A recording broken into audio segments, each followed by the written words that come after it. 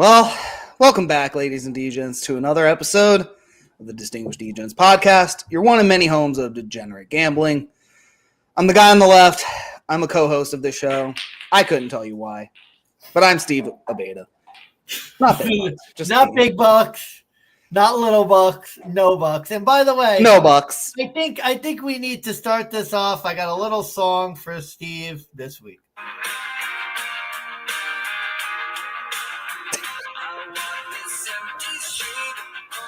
You know what? I was going to wait. I was going to make a scene, but now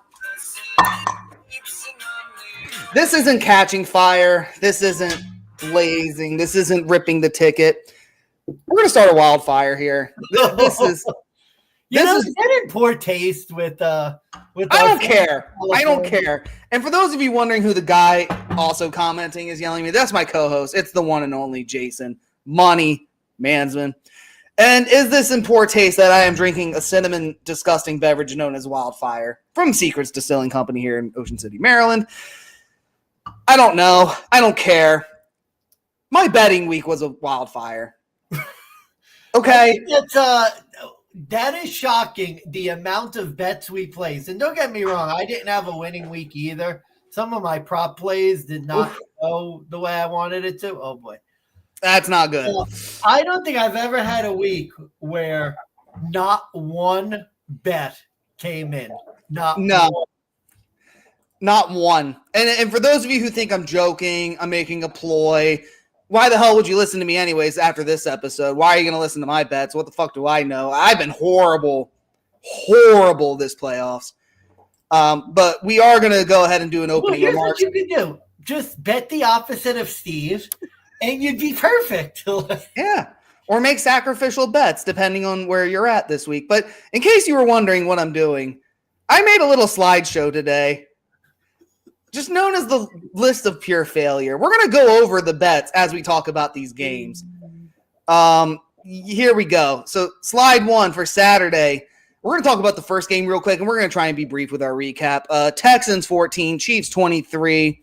The game closed at 9.5. I bet it at 8.5. Did it matter? No, because they lost by 9. Chiefs bettors at 9.5. Don't look away. They're running for the safety. Mansman's coming at it again.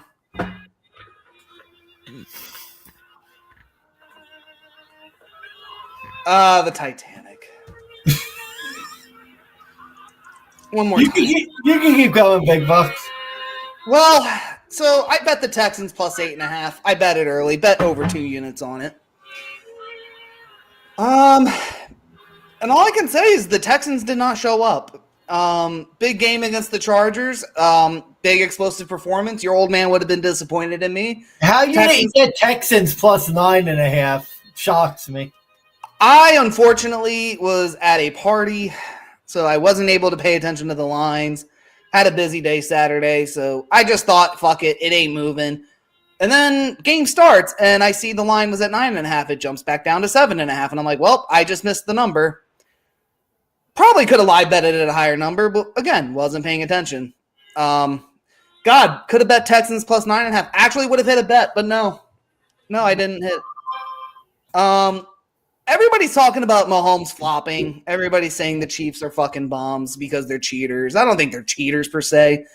The flopping was egregious. I think there's no debate about that. But Mansman, you actually watched a majority of this game. What happened? Like, where did the Texans go? Their issue finally caught up with them, which was their O-line was horror awful. Yeah. I think it was like 6 or 7 sacks they gave up. They've done that all year. And you go to Arrowhead, you play the Chiefs. You're going to need to play a clean game to beat them. Missing field goals, turnovers, blown assignments, sacks. You're not going to win the game. So the Texans were able to keep it close because Kansas City didn't do all that much. But, and I think we're going to get to another game where that was actually a few of the games, really. That was kind of the story of the weekend. when you're playing these good teams at this stage in the playoffs, every one of these teams, once you win a playoff game, if you're in the second week of the playoffs, you're good enough to beat any team in football. And if you're going to play a game not clean, give up 7 sacks, miss field goals, turn the ball over, you're going to lose. And Kansas City didn't do much. They got outgained. Their defense was a big disappointment, actually. I thought their secondary was going to be a lot better, but it was just the Texans. I mean, the missed field goals, and they that was to play a clean game, and that's why they lost. Yeah, I mean, even when I went through the recap, like, I'm just sitting here thinking, like, just watching this game go through. Kaimi Fairbairn misses 2 field goals. That's what, 20 to 23? You're probably talking about a different narrative throughout this entire game. And I mean, well, really, it was like, what was it, 23-12 in the last 2 minutes? But if it was like 23, you know, if you think about it, if it was 23-18, do you really think the Chiefs run out of their own end zone and kick for 2? No, they probably try to drive it. They don't want to get. I'll tell you, too, the worst part was they tried to kick like a 50-plus yard field goal. Fairbairn shanks it, and then the Chiefs immediately go right down and score a touchdown. Like, that was the sort of nail in the coffin in that game. They go for a long field goal. Probably not the right decision to make, because I think Fairbairn had missed an extra point already, or the field goal already. And they kick the field goal, they miss, and then Kansas City, of course, it was as predictable as could be, right down the field. The officiating was terrible. The Bills have their work cut out for them this week. It's going to be 11-16. Don't worry. We have some stats and some numbers to go over when we talk about that game. Because this is a debate, apparently, amongst sports media. There's literally the folks at NBC, not Matthew Berry, but like other people, Florio, they're literally perpetuating that the Chiefs are not cheaters. They are saying that, like, teams just aren't good enough to beat them, and like the refs aren't the problem, it's the other teams. Like, they literally made the case, like with the Texans game, they were like, really? You know Mahomes is a runner. Why do you have 2 guys going for him at the same time? And it's like, are you fucking kidding me? Like, this is your argument, Matt. When Troy Aikman saying the penalties bullshit, come on. Oh, yeah. That was bad. And again, like, there are numbers that perpetuate. And the one thing I will say about that, like the sliding one where it was like a roughing the passer, the one thing I'll say, and like this is the one argument I heard that kind of made sense. Azeez Al-Zahir was on the other end of that with Will Anderson. That was the same guy that took out Trevor Lawrence for the year. Yeah. And then got suspended for 3 games. No offense, Azeez, but like, I get it. You're a linebacker in the NFL. You were paid to tackle people. You were paid to put them out of the game. You, on the other hand, just got suspended 3 games. You are now back for the playoffs. You would think like a little discipline would go a long way. You would think a team like the Chiefs, who basically are pulling a Tom Brady at this point in this era, where they know I'm a defenseless receiver, I'm a runner, but I could play this to my advantage. And that's what the Chiefs do best. So I think a little discipline goes a long way. And like you said, I think the main key thing for the Texans, and like, what do you have to look at to why you failed and lost? 8 penalties versus the Chiefs 4, 8 for 82 yards. 8 sacks allowed versus the Chiefs 3. You were 0 for 1 on 4th down. Barely, I mean, maybe a 6-minute difference in time of possession, but yeah, you ran up and down the field. You have nothing to show for it. You have to convert. And I'll get into the reasons why the Bills may be able to do that or what the keys are for that game. But kind of like what you said, the Texans, could they beat anyone? Absolutely. They beat the Bills earlier this year. They beat a lot of good teams this year, but I just don't think they're in that upper echelon. I just don't think right now they're good enough. But I also think they were very injury prone. They were so decimated and relying on backups that, you know, I think that really does only carry you so far, especially if your backups aren't any good. And when you don't have discipline, you're not going to beat a team like the Chiefs. Yeah. It was the story of the weekend. Mistakes, turnovers, missed field goals. Those are the types of things at this stage in the game when you're playing against the best teams. You make those mistakes, cost you a game. and the Chiefs, I mean, it seems like a lot of the teams this week had very Belichickian performances. Remember Belichick back in the day where the Patriots would just like win just mediocre games and just continue to win and somehow find ways to win and let the other team beat themselves? Yep. There are a few teams this week that did that. Really, I think the two teams in the AFC particularly kind of had the same game script. They didn't make big mistakes. They just sort of let the other team dig their own grave. And, I wouldn't even go that far with one of the teams, but I would say for the Chiefs, they definitely did that in this game. I have a different opinion of the Bills game. Finally, let's get back to the list of failure here for all my bets that failed this week. Why am I showing you this? I don't know. So I even bet Detroit twice. I got the worst of the number and best of the number. What did I do? First of all, dumbass move 101.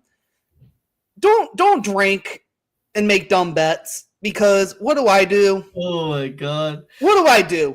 I don't even really pay attention, but I just see, well, I bet the Lions at 8.5. It's my best bet. Why don't I just bet it at 9.5? But do I bet it for less units? No, I bet more units on the higher number. Tell me how that makes sense, man. I can't. That is rookie Dumbo move 101. Bro, this might be one of the saddest betting sheets I've ever seen in my life. Holy shit. It's bad. Detroit, epic failure, 31. Washington, I told you I had a feeling about Washington. 45. Well, okay. Well, elaborate on that feeling. Tell me how well you got paid out. Tell me all about the money you fucking won being right on this game. Yeah, that was probably and doubles, because I'm a double dumbass for making both of those bets. So double for that. Yeah, that was good. I hit for a few units in that game. Kind of balanced out the couple of the bad prop plays. I had a good Saturday. My Sunday prop plays weren't that good. Saturday was actually a good day, and then Sunday just was the nail in the head, which is why I lost a little bit of money. Bro, I told you I had a feeling about Washington. We'd seen Detroit do it last year against Tampa, come out a little flat. Now, what I didn't expect was I thought the game might be sneaky low scoring, so I was wrong about that, clearly, because the over had hit by halftime. And that was the fucked up thing. I liked the over. I really liked the over, but did I bet it straight? No, I put it in a fucking same game parlay like an idiot. So that's Dumbo move number 2. I'm wondering if Jared Goff was concussed, because he had to have been. I mean, after that interception, he threw some terrible interceptions and basically cost them the game. Now, don't get me wrong, Detroit's defense, and by the way, shout out Aaron Glenn, welcome to the AFC East. Good luck. You gave up a 40 burger to the Bills with the Lions. We'll see how your defense does next year, buddy. But the team that committed 16 penalties against the Bills the last time they played. Maybe Glenn will put in some discipline with this team if Woody Johnson doesn't get in the way. Yeah, maybe. I don't know. But 5 turnovers. Jared Goff, not the guy. The Detroit defense, nowhere to be found, nowhere to be seen. That was embarrassing. I heard a line about Jared Goff, and I want you to tell me if you think it makes sense, because it threw me off at first, but then I kind of got it. Jared Goff is good enough to take a team to the Super Bowl, but Jared Goff is not good enough to lead a team to the Super Bowl. You can win a Super Bowl with Jared Goff. You will not win a Super Bowl because of Jared Goff. Well, I think it's a team game, and Detroit's defense was a complete – well, it's so hard to say because Detroit's defense couldn't get a stop. The problem is you don't know because they turned the ball over so much. It was like they were back on the field or it was a pick six. So it was hard to even really tell how bad Detroit's defense was because they were constantly on the field. I don't know. It was a weird. The game plan was bad. They didn't run the ball consistently, Detroit, which is what I thought they should have done. And look, I've seen Jared Goff. He made it to a Super Bowl with LA. He was in the NFC Championship game last year. This was just a really bad game. And I think sometimes the narratives are unfair because, Lamar Jackson can't lead a team to a Super Bowl. Was it entirely his fault that Mark Andrews drops the ball on the 2-yard line? CJ can't lead a team to the Super Bowl. Not saying that's the narrative yet, but was it CJ Stroud's fault that he got sacked 50 times where the Chiefs had pressure? I think Zach Karlaftis got like 3 sacks in a matter of 4 plays. So it is a team game. I think the difference is Goff didn't perform well. I think the difference is with Lamar, there's enough examples of just him choking in the biggest moments, but I have a very different, and the argument is that Lamar just chokes in the biggest games. In a game in Buffalo, a must-win game, he can't get it done. What was it his first year? It was against the Chargers, I think, in a big moment. He fucking fluked and messed it up. 2019, big moment. You lose to the Titans. There's moments I think you can make that argument with Lamar. I don't think this year was one of those arguments. But you see guys like Mahomes who just wins no matter what. You see guys like Brady in the past who just won no matter what. And these teams with these narratives, the problem is they find reasons to make up excuses for why they lose. They don't just find ways to win. Unfortunately for the Ravens, I think we're going to get to them soon. Unfortunately for the Ravens, it was he dropped a ball. And sometimes that's how football goes. It's nobody's. I mean, maybe you blame Mark Andrews. That doesn't make him a bad tight end. Just drop the ball. It's funny, too. I mean, those games, it's tough because you could say one play, but it was really more than one play that changed that game. Oh, it was the whole drive. It was that whole. Even more than that, bro. It was the whole game. We'll get to that game. But the point being, Jared Goff, 41 QBR, three interceptions, 5 turnovers overall. You're not going to beat teams in the playoffs. And I told you, bro, I say it every year. If you win a playoff game and you're in the second round, you have a chance to do something. And the Commanders, Jaden Daniels, he stepped up big when his team needed it the most. And Detroit, he did. Where to be found? Yeah, I mean, and to be fair to the Lions, their stats, I mean, besides the turnovers, I mean, Jahmyr Gibbs, 105 rushing yards on 14 carries. Jameson Williams got a rushing touchdown. Sam Laporta came up big, 6 catches and a touchdown. Amon-Ra St. Brown, 137 yards. I mean, there's not much you can do. It's just nobody turned the ball over for the Lions. Nobody got a sack on that. That was the shocking thing for me, that Lions defense. Couldn't get an interception, couldn't get a sack. Yeah. Washington just basically moving the ball at will against this Lions defense. I didn't see that part coming. And yeah, maybe the 8.5, 9.5 was a little too high in retrospect. But yeah, as you can see, Saturday, 10 units almost just out the window. Gone, goodbye. My teaser leg, Lions. I even teased the Lions down to 2.5. Did me no good. Bye-bye that bet. So, yeah, 10 units gone just on Saturday. Wow. And we're still not even into the Sunday game. So, like, you have to think in my head, I'm like, wow, Saturday was a shit show, but I could rebound Sunday. You rebounded all right. Let's get into Sunday. Rams 22, Eagles 28. The overhits in that game. Eagles barely squeak out a win. Rams almost complete the comeback. Yeah. This game was frustrating because I really thought the Eagles were the right spot. That whole game, snow and all, it just felt like the Eagles were the right side. They were doing just enough, and Jalen Hurts getting hurt early was bad, but they put it on the back of Saquon. He does his thing. He runs it. He had 2 breakaway touchdowns, so he just did everything he did the first time against the Rams, which was nice. But just those last 2 Rams drives. Well, it's crazy, too, because the Rams, even after Saquon's big touchdown run, Rams could have won the game. Like, yeah. They got, inside the 30, inside the 20? They got a safety, too. Like, not even to mention, they got a safety early in the third, and then... That game was hurt. The Rams were driving. It was, I think, under 2 minutes. And then they got, I forgot what it was, like a false start penalty or an illegal formation. It was a false start. that killed the entire momentum of the drive.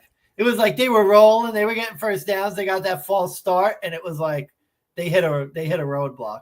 Eagles minus 6.5 was the worst beat of what was even a worser beat? The Rams live bet. I bet them right on that drive. I bet them half a unit. Oh. And they were driving and moving. I was like, wow, this might come through. Because I already knew the Rams were down 6, and I was like, the Eagles gave up the ball. I'm not covering this. It's dead. Yeah. So I live bet the Rams to move the ball, and then that false start hit, and I just knew. I knew the minute that false start hit, Rams are losing. And sure enough, that's exactly what happened. Rams couldn't get it done. Really tough competitive defensive snow game, but the one key for me, I think if anybody is going to beat this Eagles team, you have to stop Saquon Barkley. Even when the Eagles put the game on his back, 26 carries, 205 yards, and 2 touchdowns. Yep. The Rams just had no answer to stop the Rams, I mean, he rushed for over 200, and that was actually another one of my bets that really was a good hit.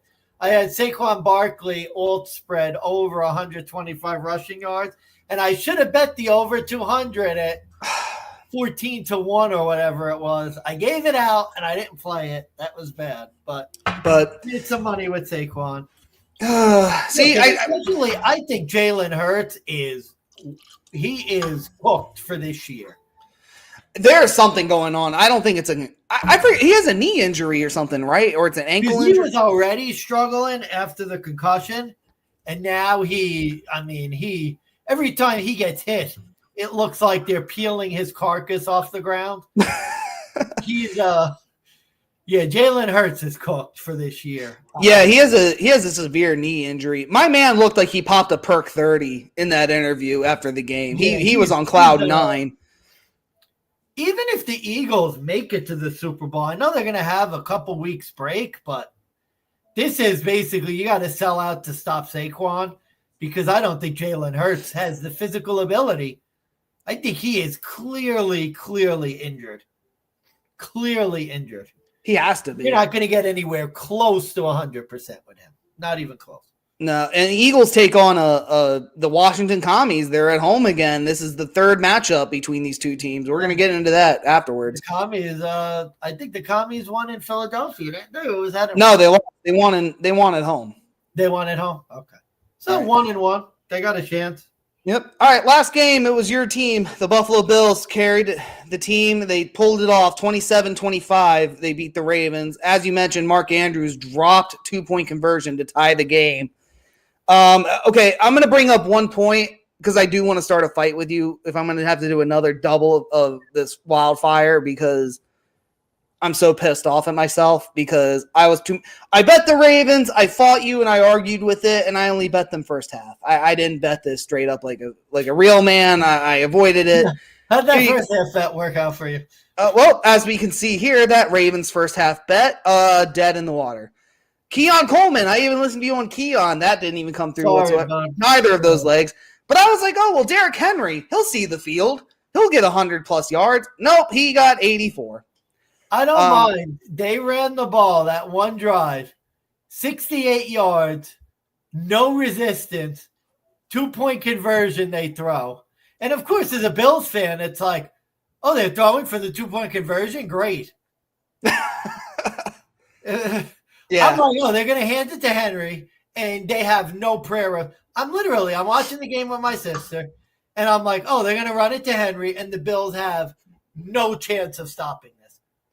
And then they throw it, and I'm like, wow, that was a weird play call. That was kind of stupid. And then they did it again. And then another 2-point conversion, and I'm like, oh, this time they're going to hand it to Henry, and the Bills have no chance of stopping. Was Henry even on the field for that play? No, he was. I mean, was he hurt? Did something come out afterwards about him being injured? Because this is typical. Like, listen, we're doing this for Maryland. John Harbaugh did this same shit last year, where in a big playoff game, big moment, he finally decides we're going to let Lamar throw. And Lamar proceeds to throw 2 interceptions to the Bills. who, by the way, the Bills' pass defense, I think you can attest. When they play shit teams, they look good, but when they play against real competition, they struggle.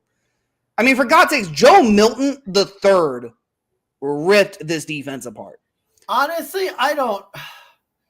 This game, so let me give you a bit of insight. I was pissed as fuck at the end of the game. The Bills, with the game on the line, decide to put in their 8th and 9th string defensive linemen and do a 2-man rush against Lamar Jackson. This is literally the McDermott special. Like, they cannot, this guy in the biggest situation, he is a pussy. He loses his balls, and our defense goes into ultra prevent mode to give up a touchdown. It happens every single, I was so pissed off. The thing is, first half, they actually, they played aggressive. They were playing okay. They were being aggressive. Third quarter came around. It was the run drive, of course. They were able to run the ball. And I don't know what it is. It's like the defense they got the lead, and Bozo McDermott decided we're up 21-10. Time to sit on the game. We're not going to do anything for the rest of the game. Bit absurd. Do the Bills play like that in the regular season? No, we don't. That's why Mitchell Trubisky was in half the games. Do we play like that against Denver? No. He really took Bo Nix's face and fucking shoved it into the dirt. And when he tried to get up, we pushed him right back down. I mean, you let Lamar go 18 for 25. Time to do prevent.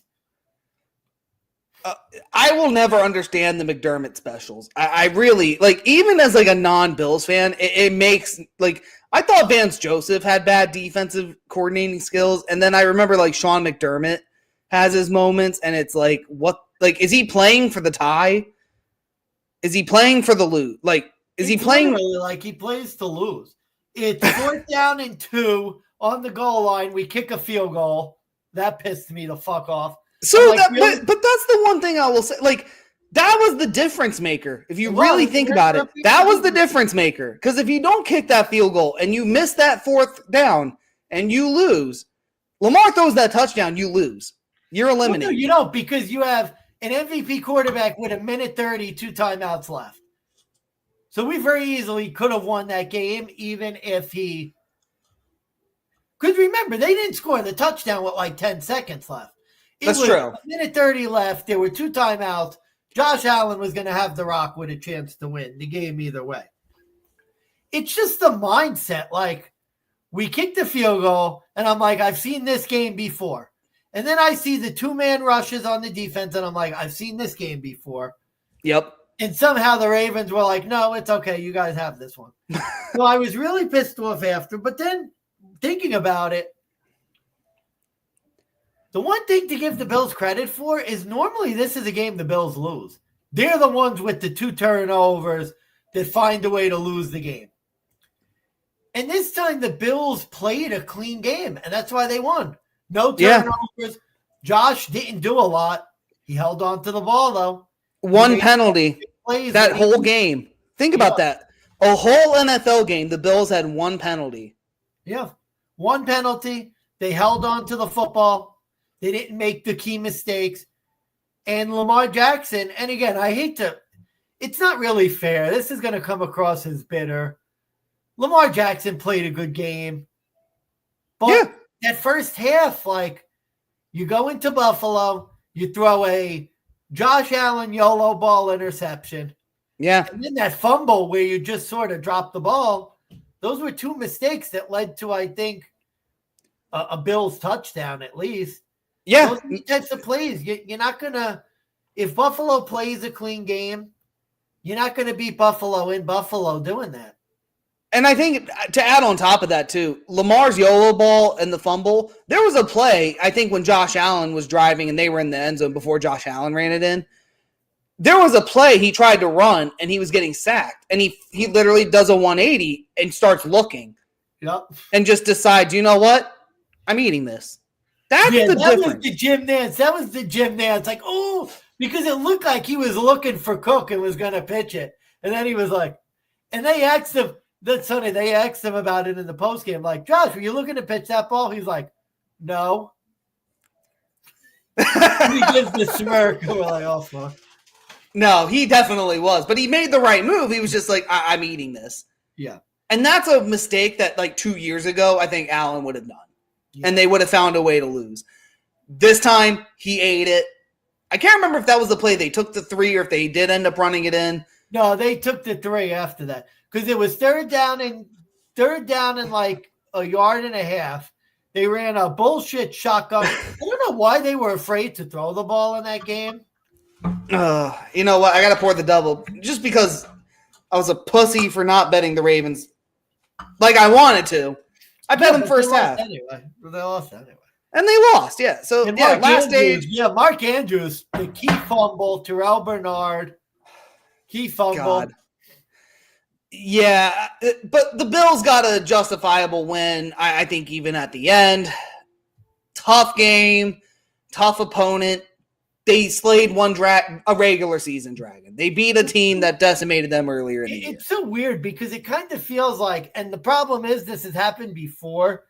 This feels like the game you look back on after we win the Super Bowl and are like, that was the game. Like, that was the game where we really, because if you think about it, we got outplayed. The Ravens outgained us. Our offense did nothing. Although I don't even blame Josh because, and I'm glad that a lot of the national media isn't blaming Josh because I don't think Josh played a bad game. They didn't tell him to do. They didn't let him do anything. That's the ball. They got up 21-10, and it was like, we're gonna run out this game. So they did. They did a lot of dump offs. They did a lot of like play action run, read option. They didn't really let Josh sling the ball, which it was concerning looking at it on paper and seeing he only got 127 yards. You look at that and you say, can they beat the Chiefs doing that? My answer immediately is no. You are not beating the Chiefs only throwing for 127 yards. Yeah. You look at the way they played that game, though, I also have concerns. Are you beating the Chiefs playing the way you just did against Baltimore, which was, we'll take a first half lead and then coast? You cannot do that.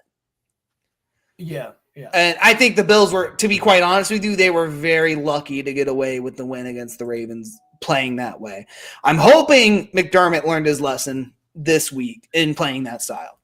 But, and again, last point I'll make, despite all the losses, like, what pissed me off was that if I had money on the Ravens -1.5, I feel like that still would have been a dead bet. Because, like you said, Josh Allen, 1:30, 2 timeouts. They could have kicked the 3 and won. I would have lost anyways. Would have had a hedge opportunity, didn't even touch it. But, yeah, total unit loss, 17.45. Really, we'll call it 17.5 because I had a daily fantasy line as well. That was dead. So 17.5 units total gone. Bye-bye. Just from the divisional round. And now we got to talk about the conference round. Big week, buddy. This is it. This is it. It's for all the marbles. The top 4 teams in the NFL collide to take a Super Bowl opportunity. So we're now past the divisional round where anything could happen. Anyone can win. Mansman, you're the expert here because clearly I'm a fucking idiot. Oh, by the way, the double loss. Here's another double. So that's 4 already down the gullet in 34 minutes. Cheers. Holy shit! Caitlin's gonna be plucking you off the floor. She's out with a friend. She's out with a friend. It'll be fine. Bro, we've been on for half an hour. You've done like 2 doubles. Oh boy. Okay, Mansman. NFC AFC Championship. What is the mentality in this week? Because I don't want to say there's Super Bowl look aheads. I don't want to say this is like just a history repeats itself situation exactly. But what I do want to say is this is like the winner take all moment. This is like the game before the big game. There's nothing really to look forward to other than the Super Bowl, but you're not there yet. some teams have some dragons they have to slay, and a lot of concerns and narratives floating around. So, man, what's the big mentality? What's the big takeaway to look into the championship week in terms of being a better and in terms of just these games overall? Boy, this is tough. The first game to me is the tough one because you just don't know what the Eagles like. Jalen Hurts looked so beat up at the end of that game. And you just don't know what you're going to get from him. Like the first game to me feels like it's a division game, which is always funky, especially in the playoffs. Third time these teams are playing. Washington, I think it's their fourth straight road game now. Yep. The Eagles' fourth straight home game. I think all of the betting trends are on the Eagles because of that. When you look like historically, I think teams 4 straight home games in the playoffs do very well ATS. Teams on their 4th straight road game, like horrible. That's a tough game just in general. The other game, it's Chiefs-Bills, 4th time in the playoffs. And 4th time in 5 years. The tough one about that one is the Bills have actually dominated for the most part, on the whole, have dominated the 3 games. Statistically, you look at it, they've outscored the Chiefs in those games. They've outgained the Chiefs. But the Chiefs have found a way to win, pretty much. Out time of possession, outgained, obviously not outscored. And the Chiefs have found a way to win. And again, the question I think in that game is the Chiefs. What are the Chiefs? And it's weird because a lot of people said Baltimore was better than Buffalo. And I've heard some sharps talk about how they think that Buffalo is a better team than Kansas City. Which is kind of weird, which I think Steve Fezzik made the argument too. He had Ravens as his number 1 team in power rankings. Yeah. I don't know if you listened to the Dream Pod. They were giving him crap about like how, who's Baltimore playing this week? What's their line? Baltimore, the best team in the league. What are their odds in the Super Bowl? They were giving him crap. Oh Jesus, that sucks. Because I'll be honest, like I get it. I think as an outside observer, you look at how these teams have played all year. You look at the shit they've been through. I can't blame Fezzik for making the Ravens his number 1 team. I personally didn't. And honestly, the championship games aren't always the most exciting, to tell you the truth. Oh, no. I think the AFC one is going to be good. The NFC, I think, is going to be the blowout. That's actually gotcha. That's actually a thought that I had, that the NFC game is going to be a blowout. One way or the other. It seems like it's been that way for the past few years, except actually not even last year, the NFC Championship, the Lions Eagles, it was the Lions Niners. That game ended up coming down to the wire. So both games were actually kind of shockingly intense and close, but not the results you wanted. And I think this year, like, what's the narratives going into it? I mean, you have a commies team. Oh, by the way, I have to pull this up. So the commies, by the way, like their first year without their previous owner, Dan Scumbag Snyder. He, and I quote from ESPN, hates it that the Commanders are now successful in the NFC Championship. Well, maybe he should have been better. That's what I'm saying. He is completely in denial about what led to his ousting in the NFL and that the team's resurgence is devastating for him. Couldn't have happened to a nicer guy. It really, I mean, part of me sees that article and I'm just like, you know what? I want Washington to win the Super Bowl now. Like fuck Dan Snyder. I hope he doesn't see a penny of that Super Bowl success. I hope they ship him a t-shirt. I hope they ship him a t-shirt and a hat to his house in London and just say, here you go, congratulations. If the Bills lose, I'm rooting for the Commanders because that would just be so funny. They win the Super Bowl. They send fucking Dan Snyder the merch. Yeah, according to Dan Snyder's dinner companion at a meeting, he fucking hates it. I'm trying to see what else he said, but he's just apparently, like, the rumors I've heard is that Dan Snyder is just livid and just spiteful that the Commanders are succeeding without him. Couldn't have happened to a nicer guy, honestly. Like, now he has to go live in. He had to sell all his U.S. properties. By the way, this is a key lesson in life. Money does not buy happiness. This man made how many billions of dollars on the sale of the Washington Commanders? He sold multiple properties in the U.S., is living a posh life in London, and according to this article I read, literally went to a restaurant and ordered everything off the menu, no questions asked. And when asked about his former team, is spiteful, angry, and just absolutely hates that they are successful with that. Like, hey, dipshit, maybe you're a fucking loser. Like, did that ever occur to you?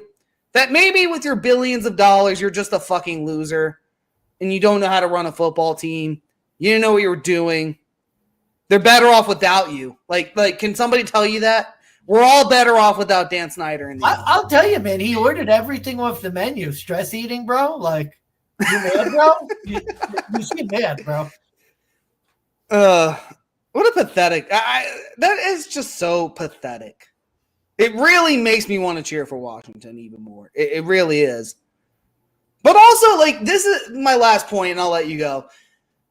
There's 3 keys to an organization in the NFL for success: the quarterback, the coach, the owner. Look at this Washington team. They got rid of Ron Rivera. They're done with the Taylor Heineke era. Dan Snyder's a ghost. Literally looks like a shell of himself, apparently. He hates Washington now. They brought in the Harris Group. They brought in Dan Quinn, a former Super Bowl appearing coach. And they took Jaden Daniels, the true best rookie quarterback in that class. They're now in the NFC Championship. The difference it makes when you have competent people in the right spot is night and day. And it goes to show, like, investing in the right people and not investing in the immediate people, it really is the difference. And it's crazy, too, how, like, all you need to do is get a little hot at the right time. Like, Washington, let's be honest, they beat a Tampa Bay team that was mediocre to, like, good, not great. Then they get lucky against the Lions, get 5 turnovers, and now, boom, you're a win away from the Super Bowl. I mean, it's just amazing how in football, it doesn't take much. You don't need to win, 30 games to win a championship. You just got to get hot at the right time, get a little lucky, get a couple bounces, and, I mean, they doinked one off the uprights to beat Tampa. And then you get lucky against the Lions, and now you're here. Yeah. I'll have to send you this ESPN article. I mean, like, if you couldn't hate Dan Snyder anymore, like, there's 9 more reasons why. Yeah, this article. He's a piece of shit. And not even to mention Philly fans. Sometimes they suck. I'm sure you saw the clip with the Packers fans with the clickbait. They got a guy fired because I don't know about you, man, but if somebody kept calling my wife a cunt to her face in the stands, like, I probably would be in jail. I mean, look, I'm not a big, huge fan of you take the videos and then you try and ruin people's lives. But at the same time, like, it's a football game, guy. Like, why you got to be like that? It's a game. You don't have to. Like, I'm a Broncos fan. I hate the Chargers. I hate the Chiefs. I wouldn't call someone's wife a cunt over it. And that's the thing, too. You want to act that way? Do what we do. Go in a basement somewhere. Have a ton of alcohol. Curse at your TV. Keep the video cameras off. Yeah. Do you see me going to, like, other people's fandom? I could call Vitrell, our buddy Vitrell, friend of the show. We could call him. Oh, your Ravens suck. If I got on the phone and called Vitrell's wife a cunt over a Ravens game, do you think he's taking that easily?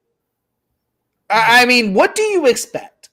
Bro, we were in Baltimore for the Bills-Ravens game when the Bills got dunked on. Yeah. Like, nobody did that. I don't know, man. No, nobody did that. Philly fans are, I hate to stereotype it, but there's something about some Philly fans. They feel a sense of entitlement to be like that. I don't know what it is.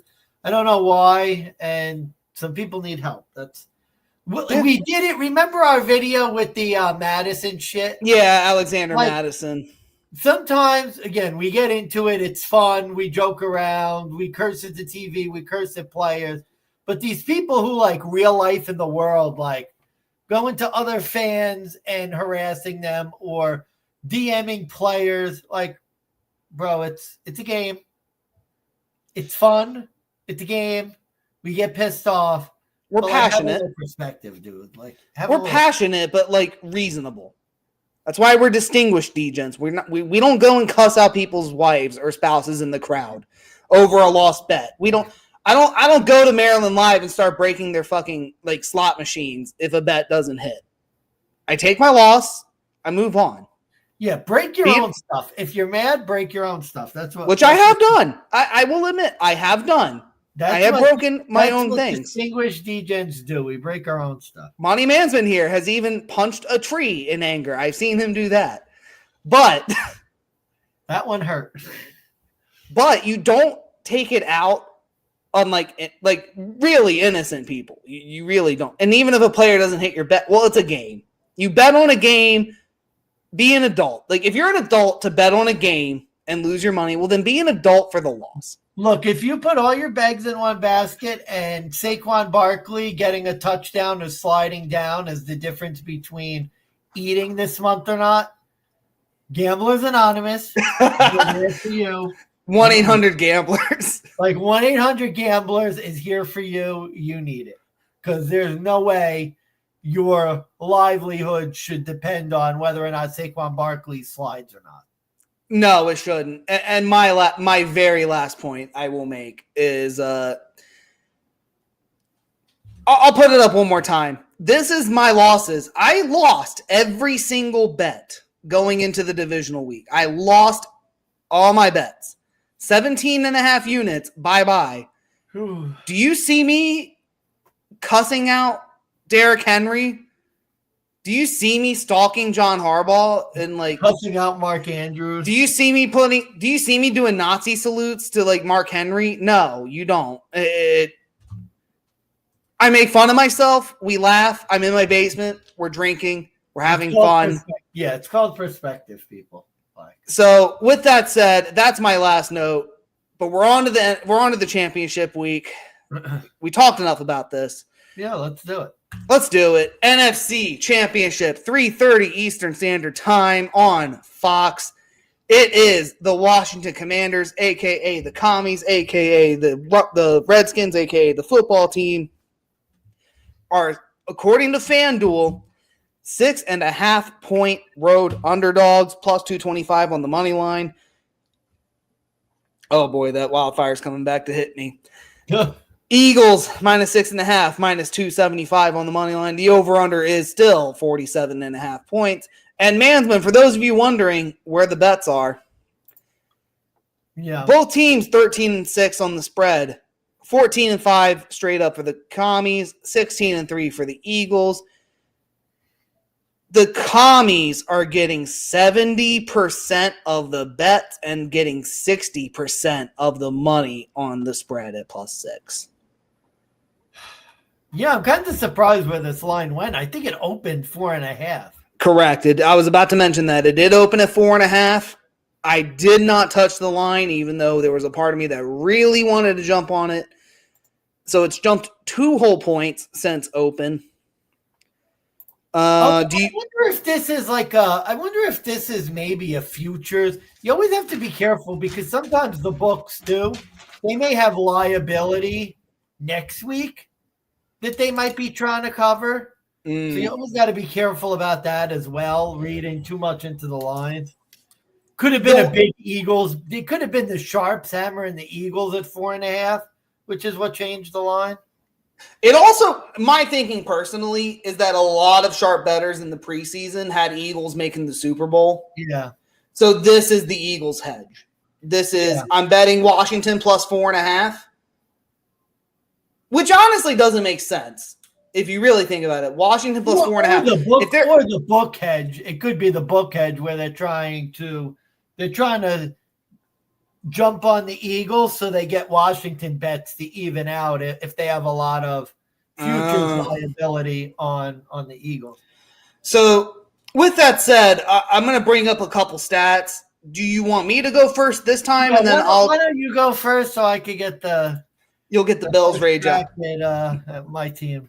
All right, buddy. So I'm going to throw out some numbers before I get into my actual handicap of what I think will happen in the game. So first of all, we have a true divisional road matchup, which means these are two teams in the same division. They are meeting up once again. We haven't been able to do this since Pittsburgh Ravens. And I didn't bring it up the last time, and that really was a donkey situation because normally in the playoffs, we avoid these stats. We tend to say playoffs are a different animal, and in a sense, that's true. Divisional road underdogs all year. Yeah. In 2024 are 28, 35, and 1 ATS. That's a 44% clip. Straight up, though, 16 and 48. Oof. Only a quarter of those teams outright win. Teams meeting in the third matchup in the same season in the last 20 years, so since 2005, out of 30 matchups, road teams are 18, 11, and 1 ATS. Rookie quarterbacks in conference games, so in conference championship games, rookie quarterbacks are 0 and 5 straight up so far. I don't have stats as far as how they do ATS. The Commies this year have gone 7 and 3 straight up on the road. They're 5, 4, and 1 ATS. Eagles 5 and 2 ATS at home in playoff games since 2017. However, when the spread is higher than 6 in those games, they're 0 and 2 ATS.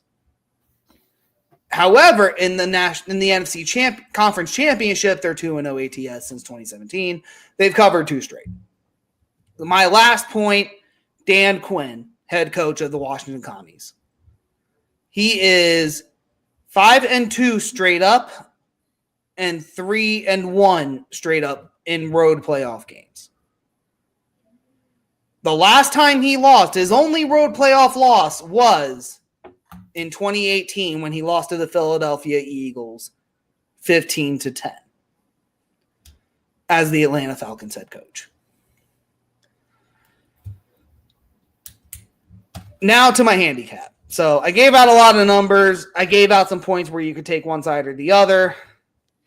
I'm going to do my best to keep this as brief as humanly possible. I gave out a number that said the Eagles over 6. You probably should bet the other side. In this specific rivalry with the Commies, if it's the Commies under 6.5, I'm betting the Eagles. I made this point back in week 11, and it was a Thursday night football matchup.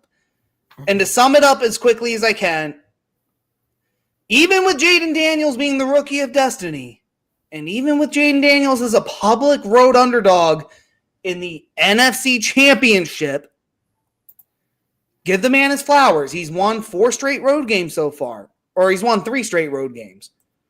2 straight road playoff wins. You played against Tampa in a game where it really came down to, I think, a field goal, and you beat the shit out of Detroit. Now you have to go back to Lincoln Financial Field and take on the Eagles the third time.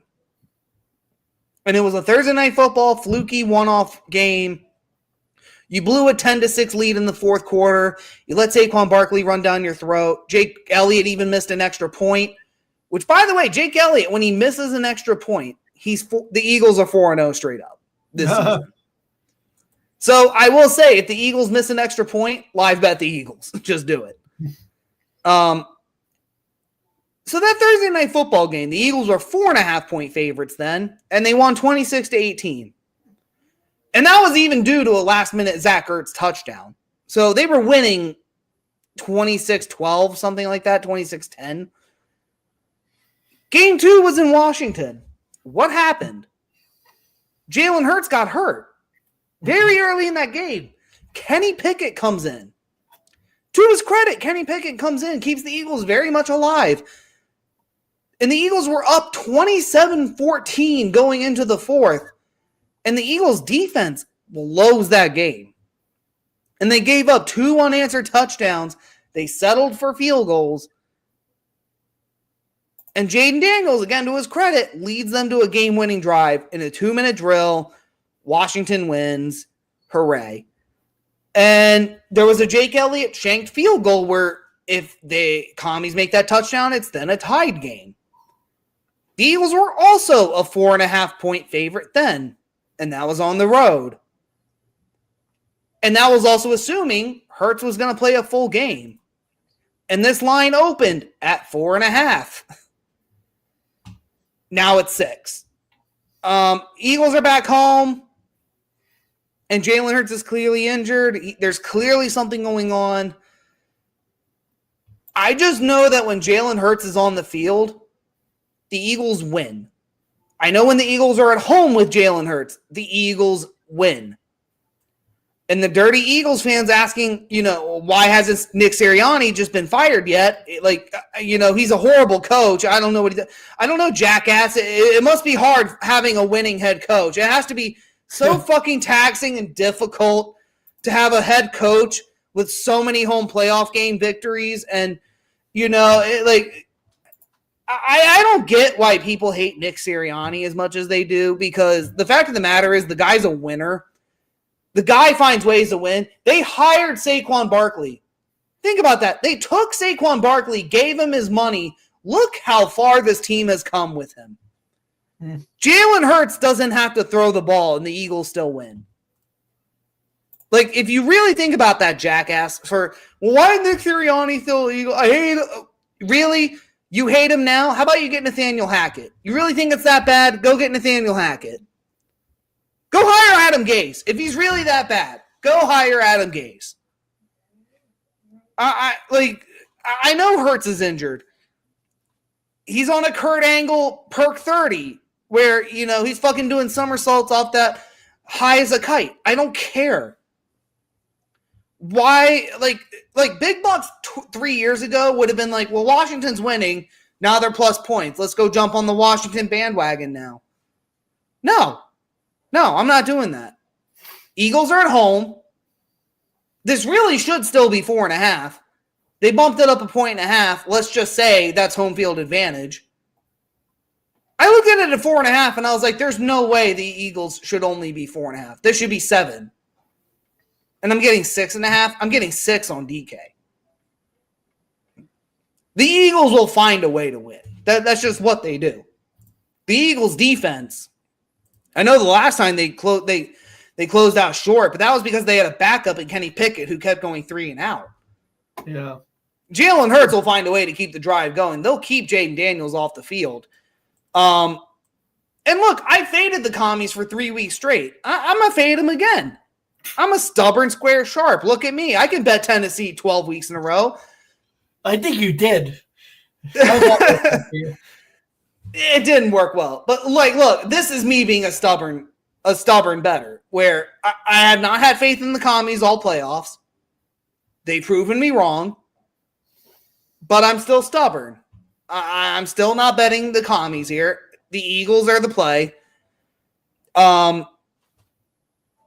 Look, my sharper better here, and again, this went wrong for me last week, but I'm going to try it again this week. I love the Eagles' first half minus 3.5. They've covered 4 of their last 5 at home. And my thinking, too, is that this is the Eagles' defense who is relatively healthy. The Commanders' O-line just lost their guard, Sam Cosmi. And they don't have Bobby Wagner on defense either. So I'm just thinking this is going to be Eagles running the ball down their throat all game.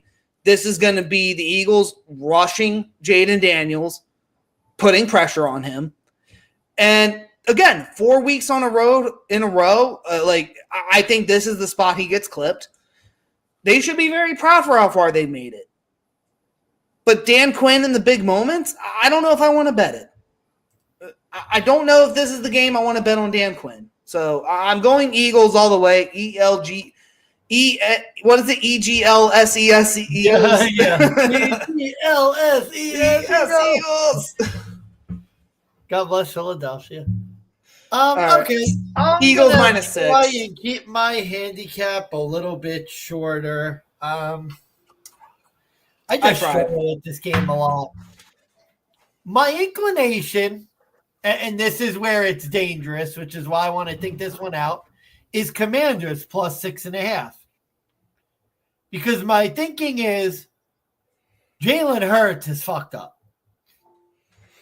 Like I said, literally, it feels like every time he gets hit, they're scraping his carcass off of the ground. Yeah, that's one way to put it. Having said that, though,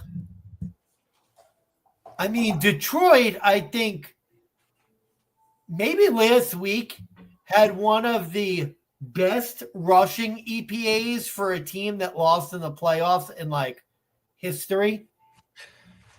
Like Washington could not stop the run, and it was the turnovers that changed the game. I just don't know if they're going to be able to stop Saquon Barkley. His over-under this week, it was less than 115 last week. His over-under is at like 128 rushing yards now. You're kidding me. It's juiced because Washington just doesn't stop the run. 125.5 on FD. Okay. I'm going to go on DK. I'm going to look up that line, but whatever it is, I think I don't know. I may lose my shirt again, but so the line, it looks like 130 is the line on DK. Yeah. So, I just don't know if they're going to be able to stop Saquon running the ball. 128.5 on DK. So I love the FanDuel line more. And Eagles defense, I mean, they're good. I didn't think they played their best game against the Rams, though. This is a tough game. My heart tells me to bet Washington +6.5, but my head thinks that this is going to be a 17-point game for the Eagles. Washington coming off that big win in Detroit. The Eagles, I feel like, are just going to run the ball. The only question is going to be, can they force Jalen Hurts to beat them? I don't know if Jaden Daniels is going to have the same success against this defense. And I think if the Eagles could get ahead, they're just going to grind and run, and they're going to run the ball, and it's going to be quick screens. And they're just basically going to play like Buffalo did against the Ravens, except Washington doesn't have the same defense as the Ravens. So I think I'm in agreement with you. I think the Eagles is the play. This line feels trappy. And I don't know. I just wonder, no Bobby Wagner, if Washington's defense is going to be able to stop this rushing attack. No, I'm right there. And by the way, to give you some perspective, the Commanders on average, they allow 137.5 rushing yards to opponents per game. Yeah, that puts them at 30th in the league. Yeah, that's not going to do it. If you put them in stats, they've allowed 490 yards just in rushing attempts. That puts them at 8th in the league, which means every team loves to run against this Commanders team. So Saquon Barkley, if you're scared of the yards, which, by the way, live bet, I just threw 2.5 units on the 125.5 line. I think Saquon's going to hit that, no problem. Rushing attempts, though, Saquon Barkley over under 24.5 rushing attempts with the injury news, considering he's hit that number 4 straight weeks. He hit that, let's see here, 1, 2, 3. Okay, so only 3 other weeks since then, but really late in the season. So if you go back November 14th, 7 out of the 10 weeks, or 7 out of the 9, he's hit that number. So Saquon Barkley over under 25.5. Just on the rushing attempts alone, he's going to hit that. Yeah. You look at the rushing yards, though, 125.5. He got 150 against Washington back in December. The first time he got 146. Yeah. So he hit that both time against Washington. Yeah. And you look at it, I mean, the yards per rush, 5.1 for the Eagles. That's fourth in the league. Washington gives up 4.9 yards a rush. That's 30th. 138.9 or 137 yards a game. Not much else you could say. The Eagles' running attack is the way to go. And Eagles defense against the pass is going to be good. So I think there's going to be a lot of running. Yeah. There's going to be a lot of running. This, to me, this was at 48.5. It's gone down to 47.5. This looks like an under. Oh, 100%. I'm with you on the. By the way, another player prop. Jaden Daniels is juiced to 221.5 passing yards. I love that under in the stats.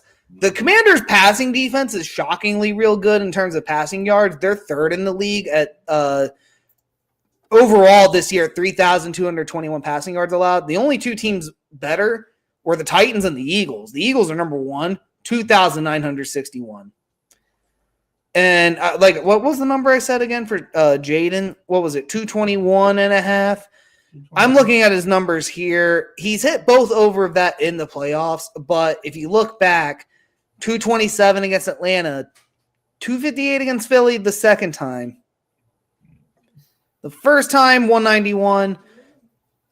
Big hit and miss. Maybe it's not a better bet, but I mean, since the Giants, 209, 202 against Pittsburgh, 191 against Philly the first time, 206 against the Titans. Seems like when he faces off against good pass defenses, tends to choke.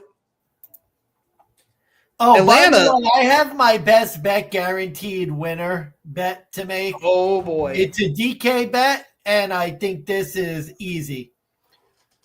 Rush yards head-to-head. Brian Robinson versus Jalen Hurts.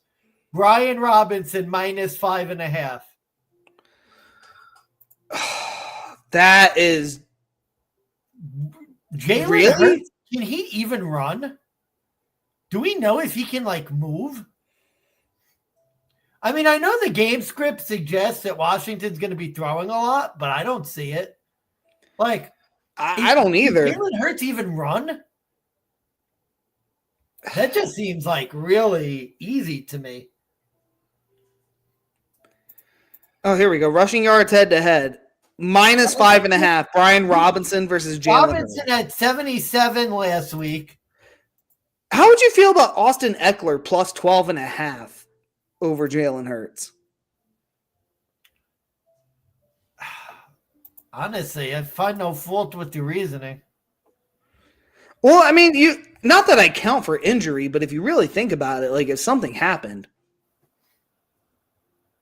with Brian Robinson. I mean, you can make the case to Austin Eckler. I mean, they're just going off their average rushing. Eckler v. Hurts, they're just going off their average rushing. And if anything, the Eagles defense, the way to beat them is to run the ball. Jalen Hurts did run 70 yards last game against the Rams. Yeah, I mean, that's true. But remember, those runs came before the injury. I don't know if he's going to be able to run this week. I don't see him breaking off a 70-yard run this week. That's a good point. You know what? I'm going to double down. And again, don't follow me. I can't hit a bet to save my life. Plus 12. Honestly, you know what? I'm going to throw some change. Do I really want to throw a 4-piece? Do I want to throw a 5-piece? Nah, we won't go that crazy. Jalen Hurts knee, full practice. I mean, okay. It's good, I guess. You know what? Austin Eckler to beat Jalen Hurts in rushing yards at plus 170. Why not? I'll throw a couple slices of Costco pizza or something on it. Why not? Not good pizza, Costco pizza. No good pizza. We'll throw a couple slices. We'll see what hits. Correct. No, I like that though, because to be honest with you, if they're going to throw it on Saquon, like Saquon should easily get this. Jalen Hurts, especially if they get a big lead, if you really think about it, if the Eagles get a big lead against Washington, they're not going to do a play action scramble. They're not going to let him run. They're just going to hand it off. Yeah. And I just think what they're counting on is they're counting on the game script being where they're not going to run. Because let me see what Jalen Hurts is. What's his over-under? See, his over-under is heavily taxed. It's at 31.5.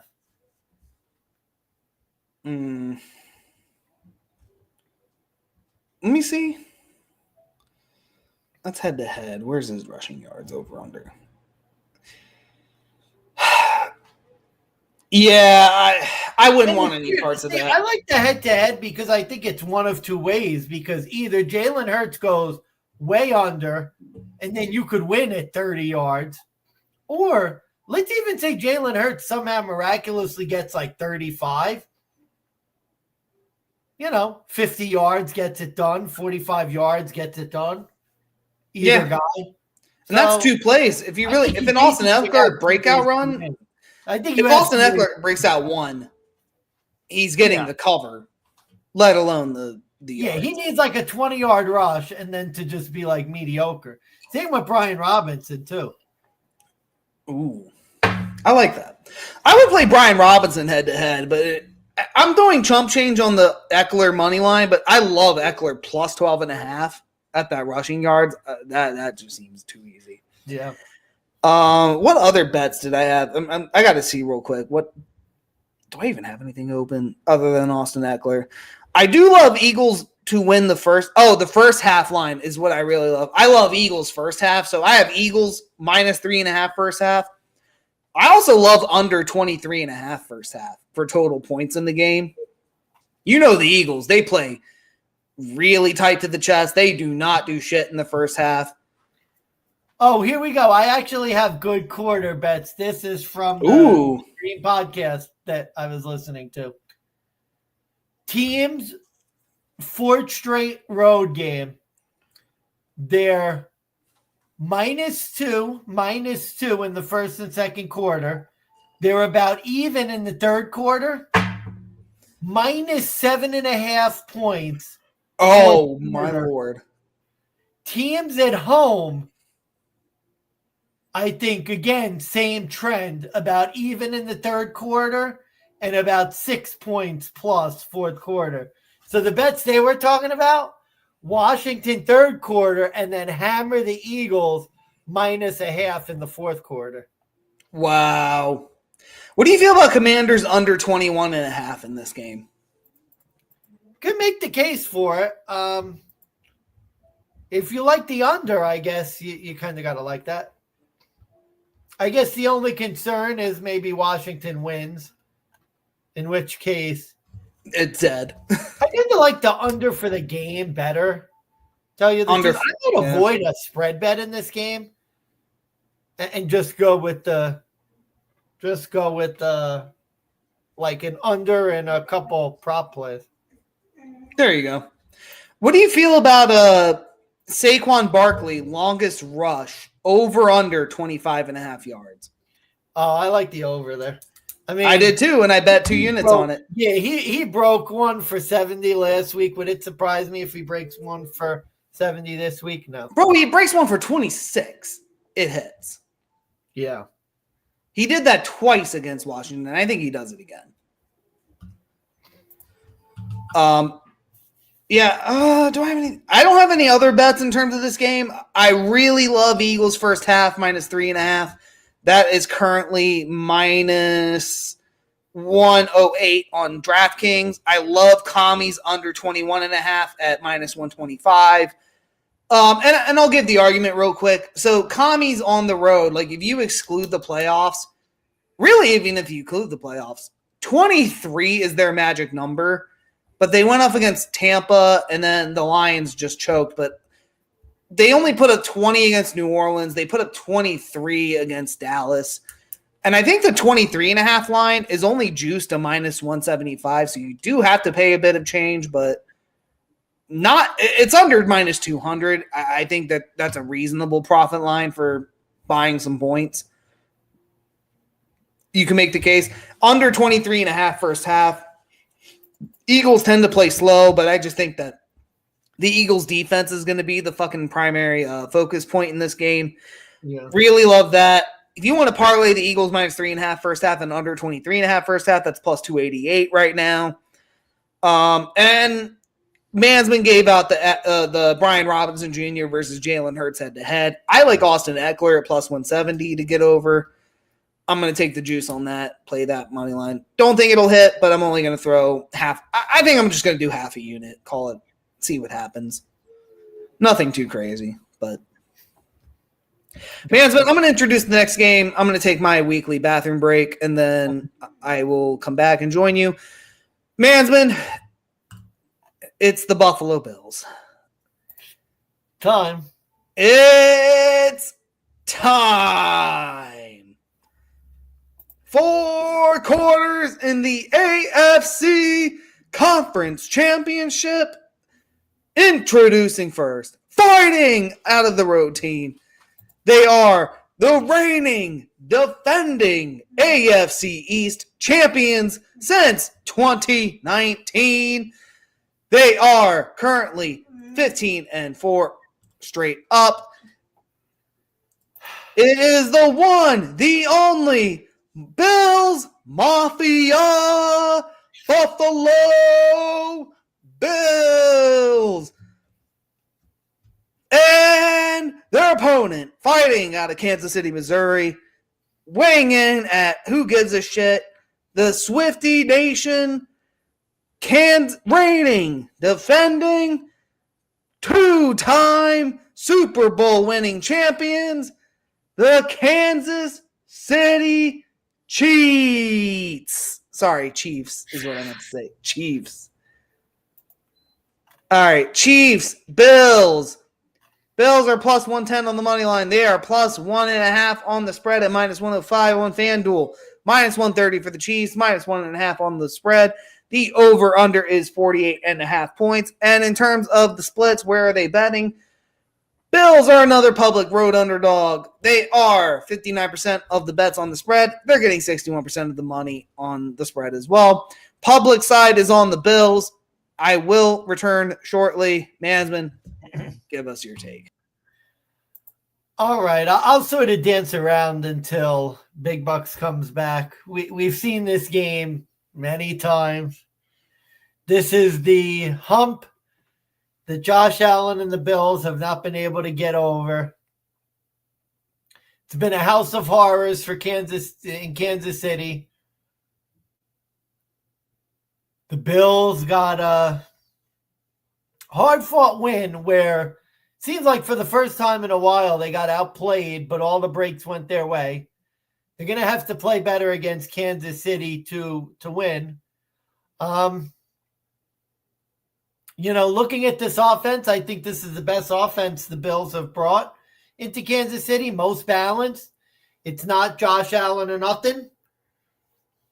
You got to stop James Cook. You got to stop the run. Bills' offensive line has been great, keeping Josh Allen upright. On defense, that's the fear. I think the lucky thing is Kansas City's offense has been at its weakest point all year. So that kind of dulls the advantage that maybe Kansas City would have. Although, Pat Mahomes in the playoffs, AFC Championship game, Pat Mahomes is special. Special teams. Harrison Butker is good for a big kick. He's not going to miss one. Tyler Bass has been good up to now. Although you remember last time against the Chiefs, he shanked that field goal wide right, give the Chiefs the game. Coaching, Andy Reid's going to have a superb advantage against Sean McDermott. I think Sean McDermott's completely outclassed when it comes to playing against teams like this. Interesting thing about this game is that these two teams, they play the same style of game. They both want to control the ball, run the clock down, keep the other team off the field. Although it's interesting because we've seen if the Bills get down, Josh Allen goes Super Saiyan mode. When the Bills are up, they tend to be a little bit more balanced. So I'm curious to see what happens if the Bills get down early. So Big Buckets is back, and I have to give a pick for this game. I said after the Bills game that you should bet the Chiefs, because that style of game is not going to. The game that the Bills played last week is not going to get it done. No. If they play pussy-ass football against the Chiefs, they're not going to win. I can tell you that much. We've seen this before. I just have a feeling. I know I declared the Bills season over. If there was something about that Ravens game, like looking back on it, we have no business playing this week. The Ravens 100% should have won that game. Yeah. I just wonder if, like, maybe this is the year the Bills finally get the break. 2025, maybe this is the year. Maybe. Who else is going to play except the Bills? What can I do? I'm a sucker. I mean, you can play the Chiefs. I'm a fan, bro. I can't play the Chiefs. Okay. The Bills, I will say, the Bills' offense, they have the best chance. I think they're more balanced than they've ever been. Josh Allen not making the key turnovers.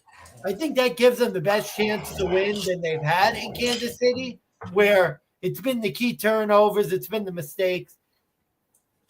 The big fear is it's 11-16. The Chiefs get every call in Kansas City.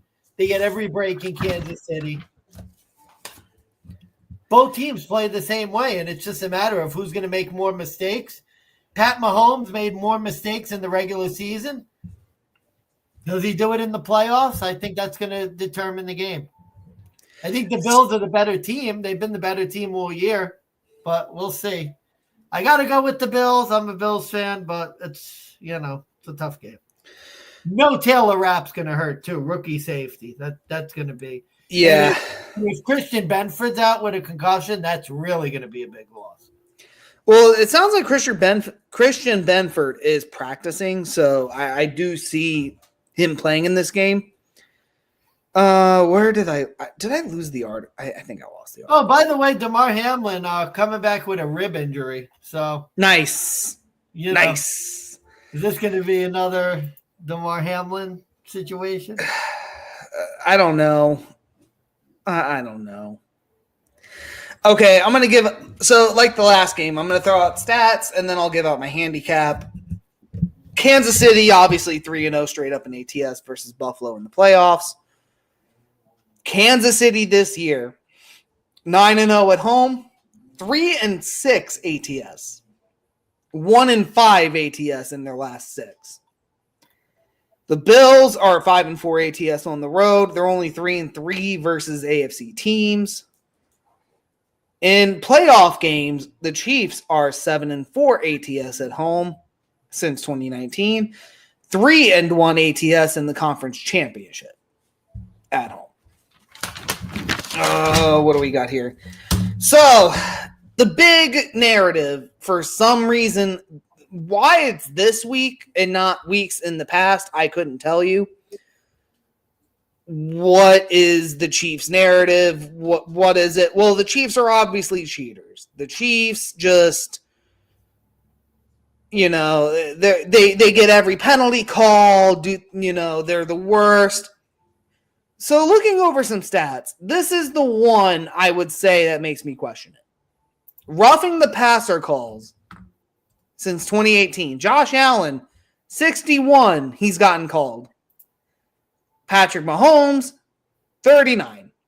Oh, don't fall for that. Josh Allen, let's be honest, he gets hit a lot more after the play than Pat Mahomes because a lot of times he's scrambling in the pocket more, gets hit later. I don't know, man. Bro, look at you've seen the games. Look at the holding calls. Look at the false starts. Like, come on. I want to see the Chiefs' home games in particular, too. The Chiefs always seem to get the calls at home. All right, so I'm going to dispel this notion just off the jump. The Chiefs have an 18.84 earned points on average due to penalties in playoff games. On average, 18 points they get just on penalties. Since 2020, NFL teams in the postseason, 7 roughing the passer calls on opponents versus the Chiefs, 1.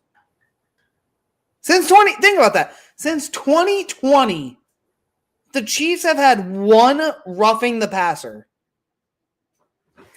How about unnecessary roughness? 4 for opponents, 1 for the Kansas City Chiefs. How about defensive holding or defensive pass interference? When the Chiefs play in the postseason, their opponents get 11. How many do the Chiefs have?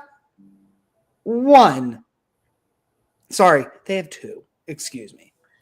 That's pass interference and holding. They have 1 each.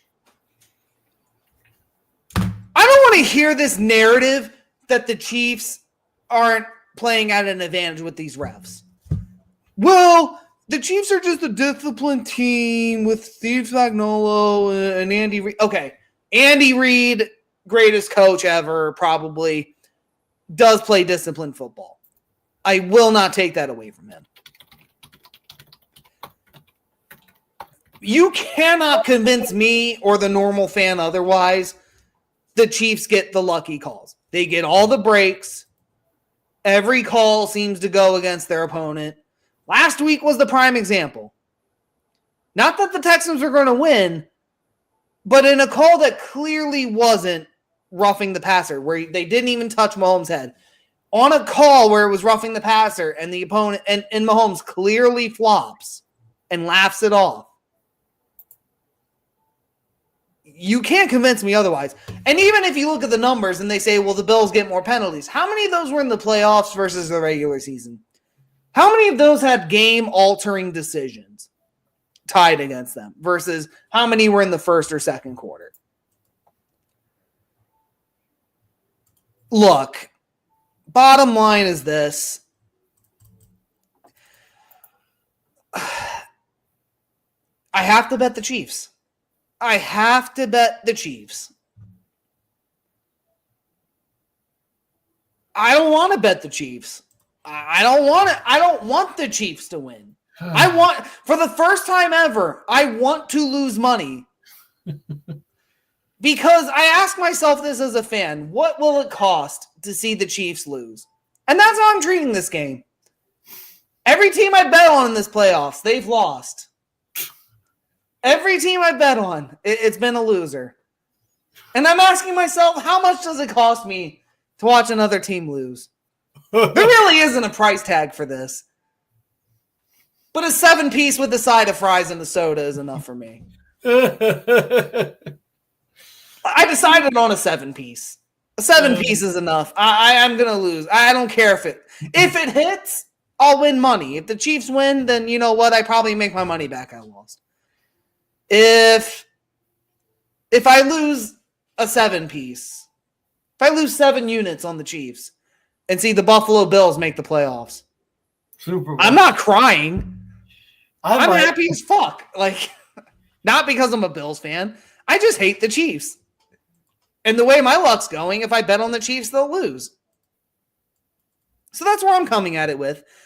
Here's my logical argument, though. The Chiefs have gone 11 straight playoff games without committing more penalties than their opponents. 11 straight.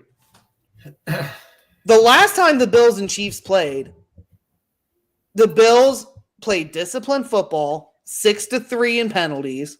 They won the game. And I really went back and rewatched that whole game.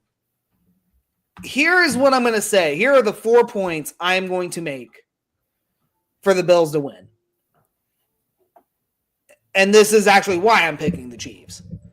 Number 1, the Bills have to score quickly, they have to score early, and they have to start with the lead and maintain the lead. They did that last time against Kansas City. They were up early, they scored the first touchdown, the Chiefs had to play from behind. Point number 2, Josh Allen needs to air the ball out. They need to let Josh Allen pass the ball to all these receiving cores.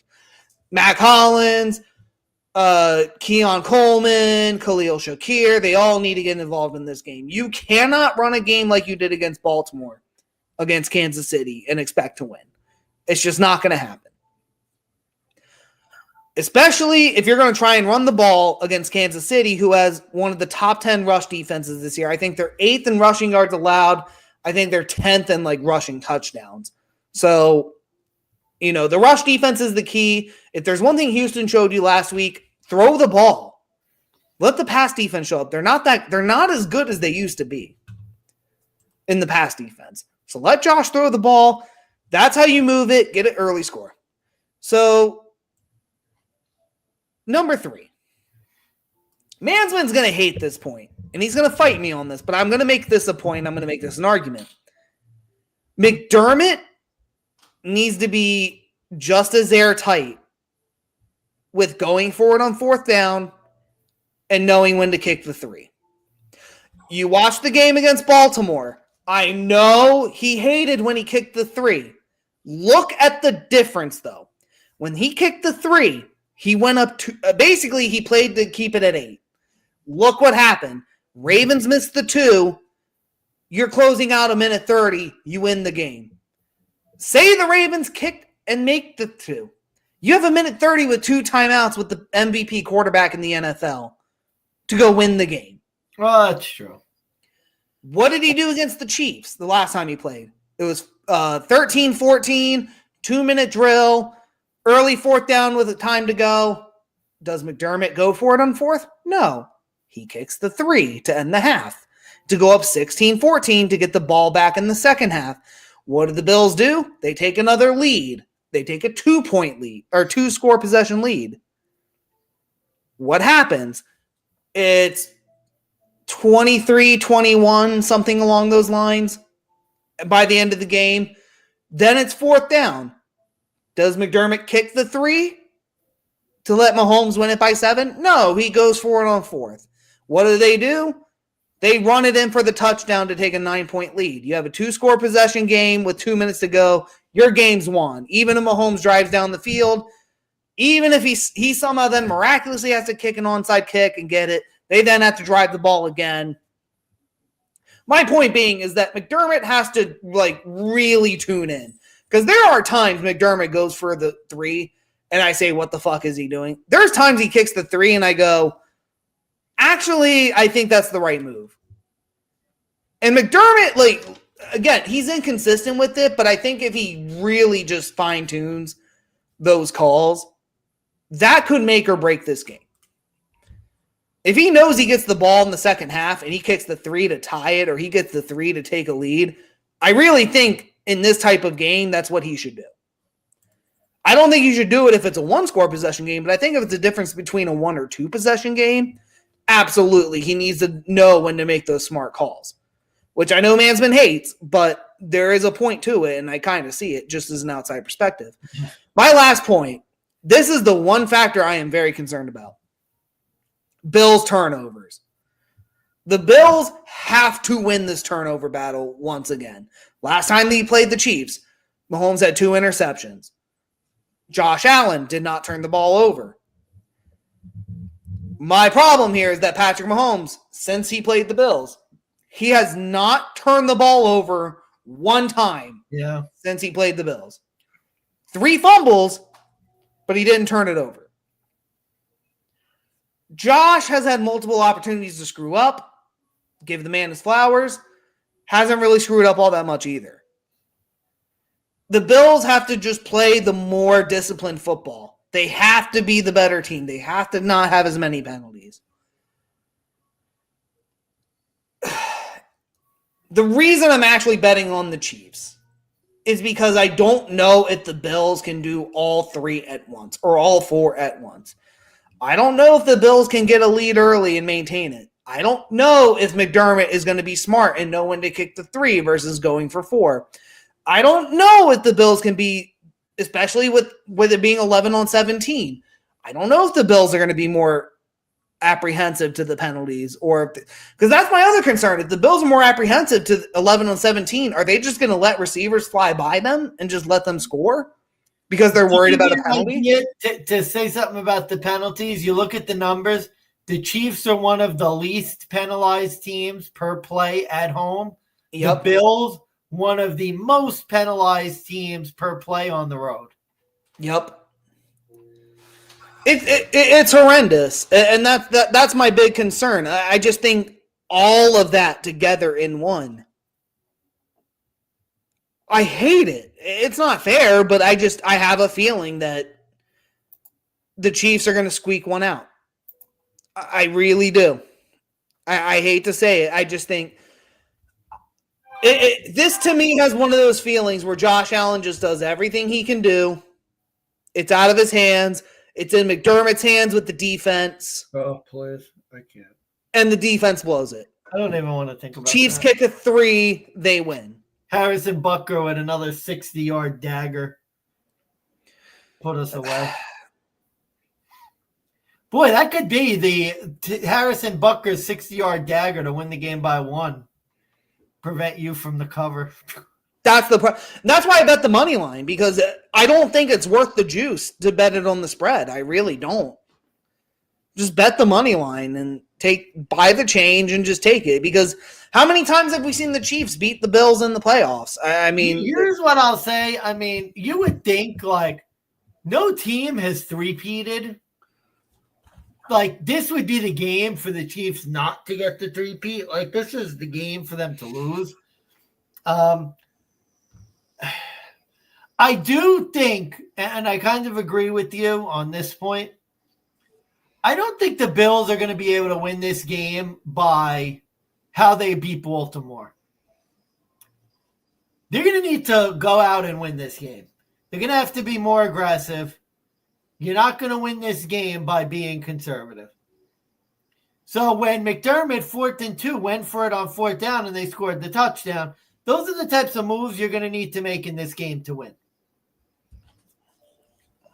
Seen it too many times. You have to go. You got to flat out beat this team. They can do it. They've done it in the regular season many a times. In this iteration of the Bills, if they can be smart, Josh Allen could play it cool. James Cook is going to be key. Ty Johnson's going to be key. Ray Davis. If you could keep possession, you play your game, you can win. But you're going to have to flat out win this game, because I don't think you're going to beat the Chiefs playing like the Chiefs. Like the Bills and Chiefs, I was saying, they play same style of football.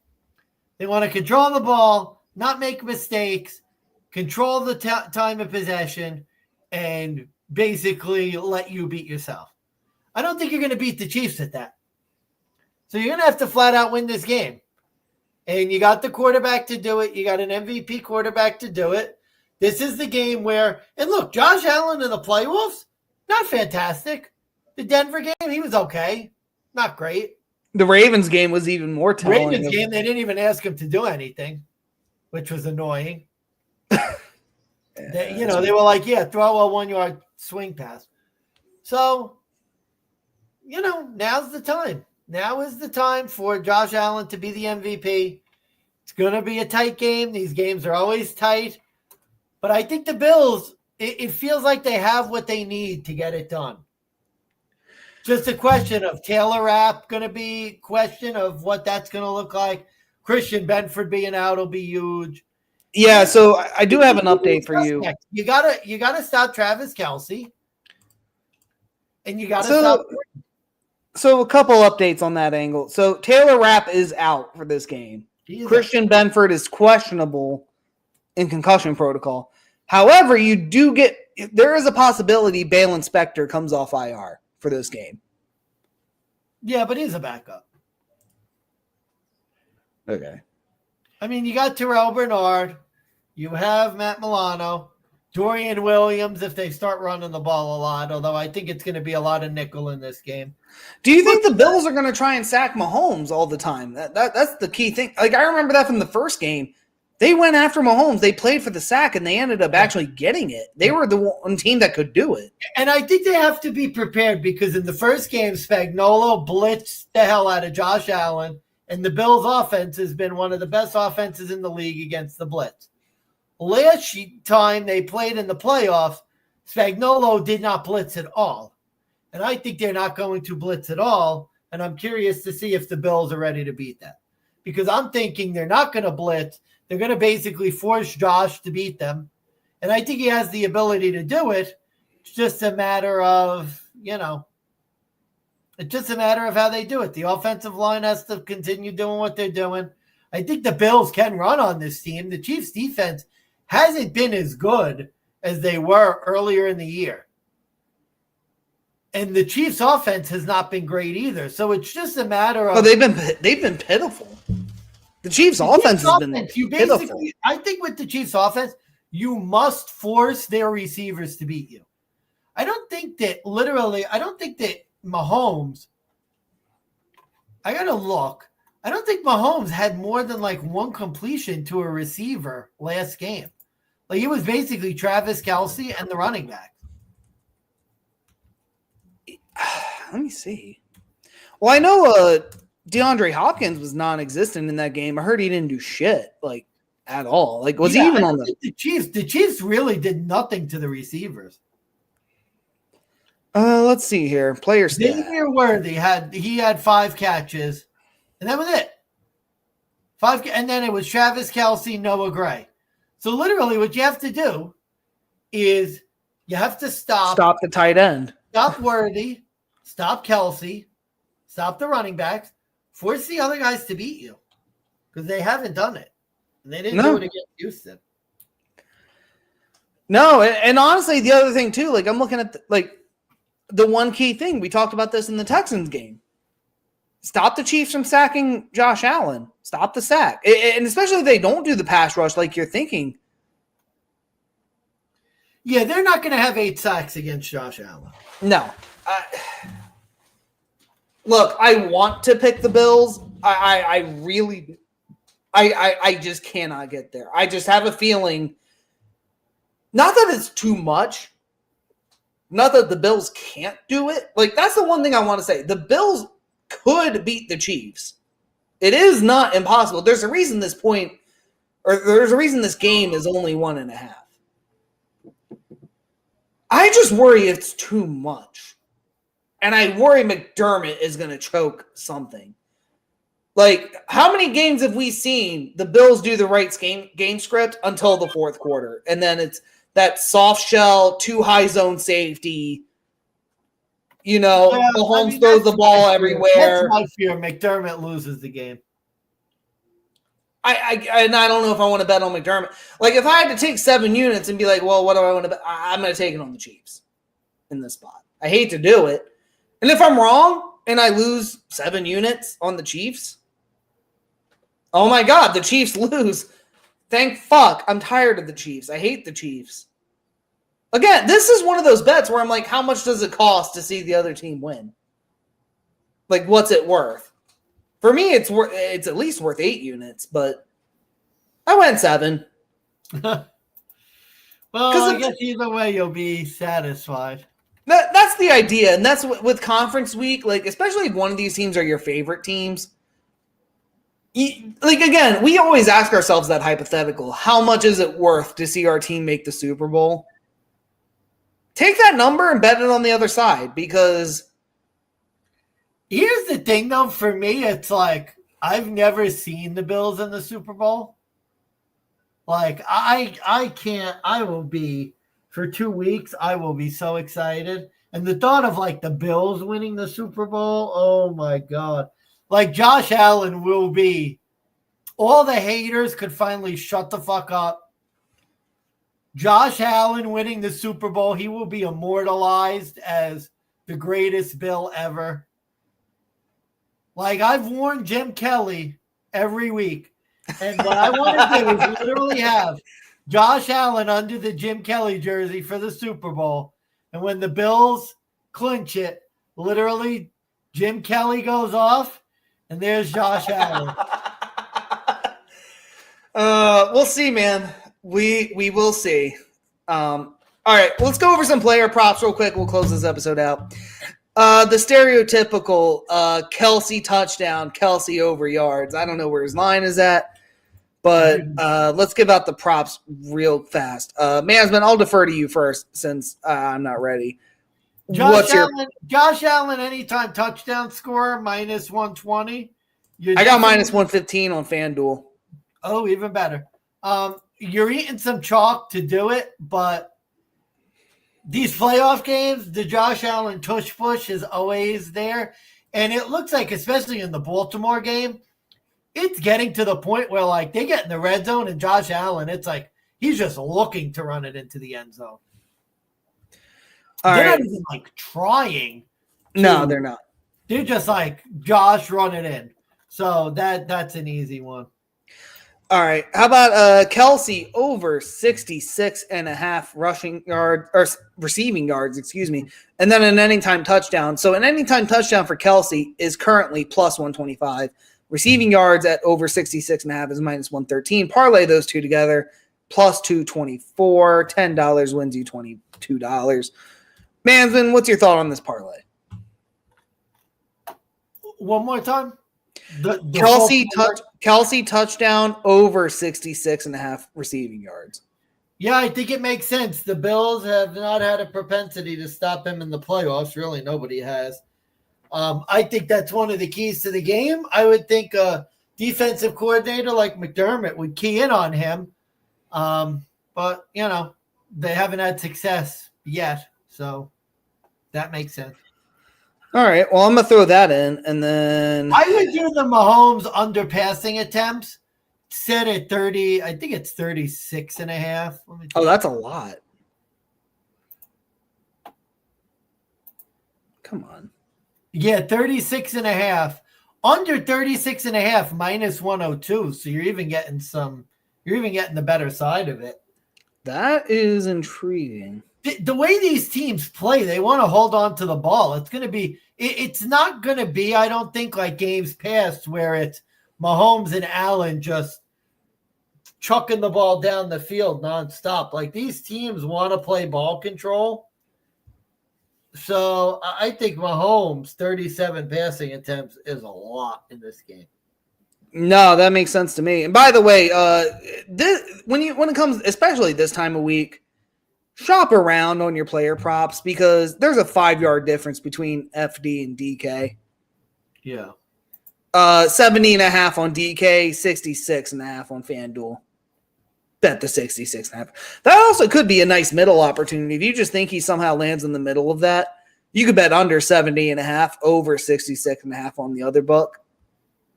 Yeah. Try to middle if you want, but I like the over on both angles either way. And finally, this is the big thing because this is what's going to sway me from my actual decision. Chiefs team total. Where the hell's the number? Well, first of all, what do you think of the game total at 48.5? Because this one isn't much different than the last one. So it's tough. I think the what's Kansas City's weather going to be like? That's the question. 40s and 30s. I think it over, honestly. Oh no, Sunday 30 high at 36. Chiefs total points 24.5. Yeah. I'm tempted to go under. Because on the one hand, you would think that two ball control teams probably going to go under, but they hit the over last time. And if the game's close, can't you see this? 28-24. Would you bet Bills over 23.5? Yeah, I would. Done. Live bet. Let's do it. Bills over 23. Your side could be right, and that could still hit. I think the Chiefs could win 31-28 or 31-27, and you still get it. 31-24. 30-24. I don't expect this to be a blowout. These two teams, no.